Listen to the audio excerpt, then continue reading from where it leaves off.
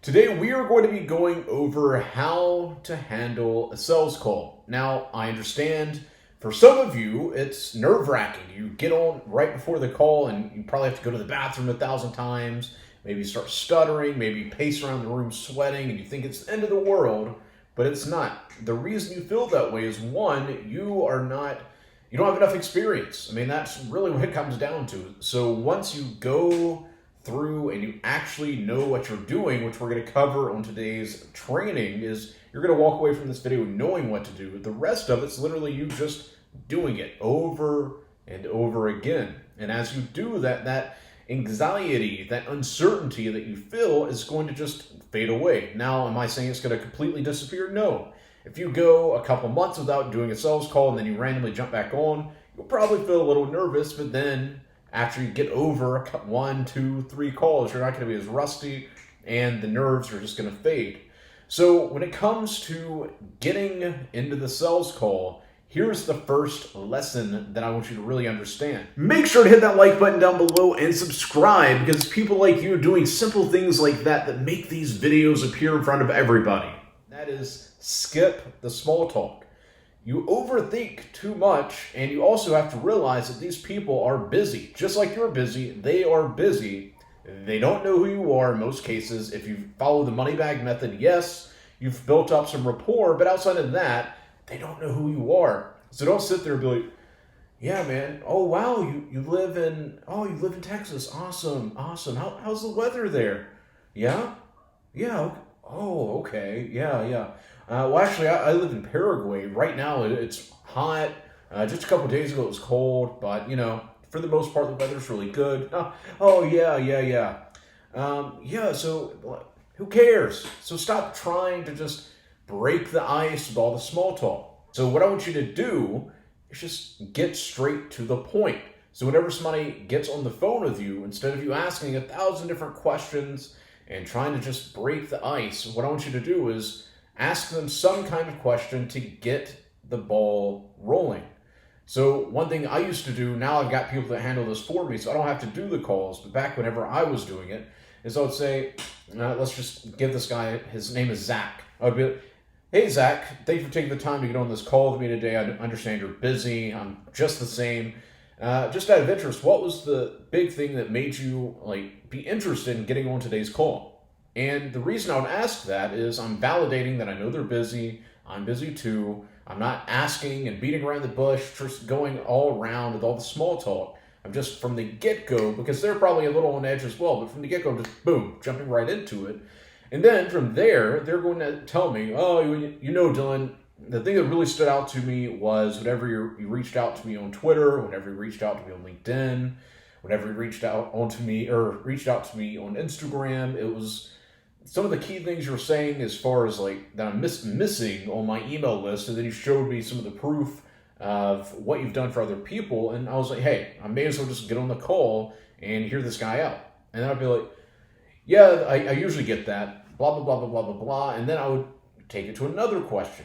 And the key thing that you're trying to do whenever you're on one of these calls is and this is going to help a lot of you that get nervous, you are not trying to just talk. That is something I did in the beginning, and it was a mistake, because if you just talk, one, you're probably going to make yourself look bad. Two, you're not actually doing what you're supposed to be doing. And what is the purpose of getting on a sales call? The purpose of getting onto a sales call is understanding their problem and if you are qualified to help them, and if they're qualified for your service. So if you're sitting there just talking, you're not actually doing what you're supposed to be doing. You're supposed to be asking them questions and seeing if they're even a good fit for your service, or if you're a good fit for them. And a good mind frame for all of you to really understand is that you are offering a service. You, if you've done the right qualifying, meaning you've looked for people that could actually use your service, well, you should understand that you're out here actually helping them. Whether let's say you're a graphic designer, you are going to make them graphics is going to help them reach more people. So you're writing emails. You are writing emails that are going to help them make more money. So it's your duty to help them. However, You also have to understand is since you have a service, you're not out here just trying to work with anybody, whoever will pay me. No, you don't want to work with people that aren't a good fit. You know, you have that gut feeling where you're like, oh, yeah, I don't know if this guy's a good fit. Don't take his money. And people respect that if you're like, yeah, listen, Zach, I mean, you seem like a great guy. However, I just don't think you're at the right place with your business for my service. However, if you ever get to XYZ point, feel free to reach back out to me and so we could make happen. If you know anybody right now that's doing X, Y, and Z, if you refer them to me, we could figure something out that will make it worth your while. Boom. That's it. So you have to be asking them questions. Stop thinking about the perfect script and start thinking about what type of questions can I ask them to, one, see if they're a good fit for my service, but two, to see how I can best help them. So as an example, since I'm an email copywriter, I ask them questions around the products that they have, how they currently do their marketing. I ask them questions such as how many people are on their email list, do they already have it like various tags set up, do they have different email sequences. I ask all these types of questions to see if they even have enough email subscribers for me to be able to help them make more money with. I try to understand as far as like, okay, do they already have any sequences in place, different things like that, because from there I can craft my offer to them. Now, am I saying that I get on the call and I have no idea what I'm going to be offering them? No, of course I've got an offer. But what you're doing as you're weaving through this phone call, asking them different questions, figuring out if you have something that will actually benefit them and if they're even a good fit for your service, is you, and this is going to take a lot of experience. I'm not expecting you to watch this video and immediately understand what I'm saying, but to be able to think on your feet. So if they have a certain problem and they keep leaning into, let's say, coming up with ideas to write emails about, what I would do is, yeah, I'm obviously, as an email copywriter, I'm going to be taking content they're already putting out, turning them into emails. I'm going to be doing all these different things. But if their main issue is coming up with ideas to write emails about, that's what I'm going to really lean into. So imagine you just stubbed your toe or you just cut your leg and somebody just pressed on it harder.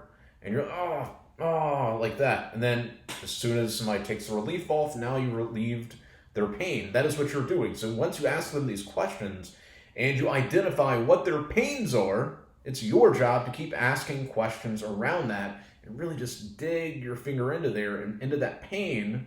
And then at the end, you relieve that pain by offering them your service.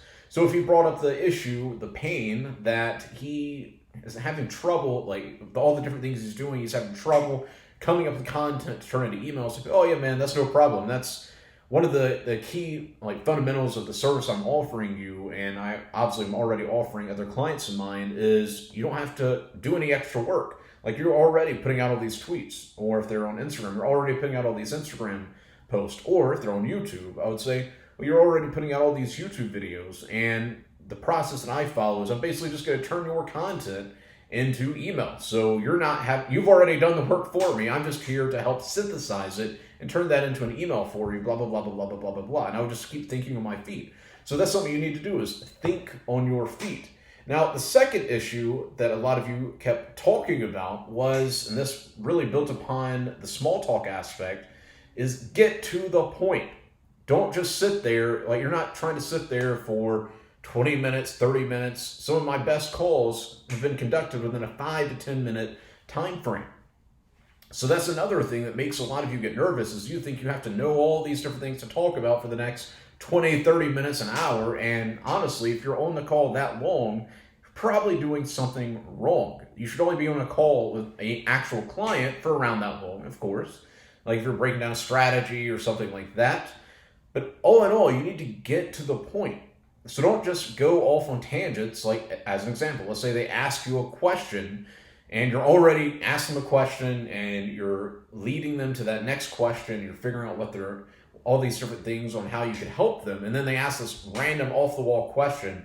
And then, oh yeah, the emails I'm writing, I'm going to write 3 emails a week. And I'm also going to set up your email sequence. And then I'm going to do this. And here's my process. And I'm going to do this. Stop doing that. So be very intentional with everything that you're doing. And if they do ask you a question, you can answer it, but don't go off for the next 5 minutes answering it. So they can say, yeah, Dylan, that actually makes a lot of sense. So you said that you're going to turn my content into like emails. I mean, like, what's the process? To which I would very quickly say, and I'm not going to go off on a tangent with them. I'm not going to go, oh, okay, so, I'm going to watch your YouTube video, then I'm going to turn that into various emails, and then I'm going to turn the subject lines, blah, blah, blah. I'm not going to go do that. I would say, yeah, Zach, so basically what I'm going to do, just pretty simply, is I'm going to watch all of your YouTube videos, I'm going to read your tweets, and really just understand your voice and the mission that you have, because I already really like the mission you have. So I'm just going to harness that voice, and I'm going to turn it into emails. But as I was saying, and then I would ask the next question, is this making sense? Awesome. And outside of that, as long as you stick to these fundamentals, you are going to keep crushing it with your sales calls. And understand, this is something you have to do time and time again. You're not just going to start tomorrow and all of a sudden be amazing. That happens to literally nobody. Maybe if you're already naturally good at it, but even then, you've had some kind of experience 9 times out of 10. So if you find yourself getting nervous, understand, you will get better. All you have to do is stick to these fundamentals, and everything else is going to take care of itself. Just like the first time you rode a bike, probably wasn't easy in the beginning. You probably overthought it. You probably thought it was hard. And then you did it. Now, like, you do it without even having to think about it. You just hop on a bike and start pedaling, and boom, you get to the destination. It's the exact same thing with closing over the phone. But if you have any other questions, let me know. So if you would like to watch another video just like the one you finished watching, click right here. However, if you're interested in how you can make money online while traveling the world, click right here to watch my free masterclass.